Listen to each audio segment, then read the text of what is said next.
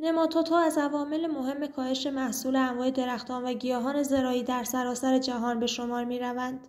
نماتودها مانند کرم‌های ریز در گره‌های ریشه در خاک زندگی می‌کنند و لاروهای آنها نیز به ریشه‌های گیاهان حمله می‌کنند. نماتودها با نفوذ بر ریشه شروع به تولید مثل می‌کنند و باعث ایجاد زخم در ریشه می‌شوند.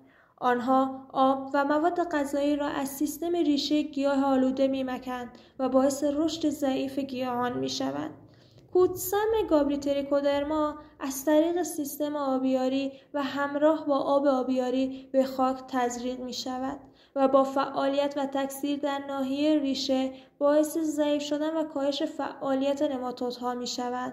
همچنین به عنوان یک قارچکش بیولوژیک با قارچ‌های عامل بیماری‌های قارچی خاکسی مقابله می کند. تریکودرما و باسیلوس‌های موجود در کودهای گابریس با تولید آنزیم‌های تجزیه کننده دیواره تخم نماتودها و افزایش فعالیت آنزیم‌های دفاعی گیاه و تولید آنتیبیوتیک‌ها و اسیدهای آلی و کاهش دسترسی نماتودها به آب و غذا و اشغال فضای ریزوسفار سبب از بین رفتن نماتودها می‌شوند.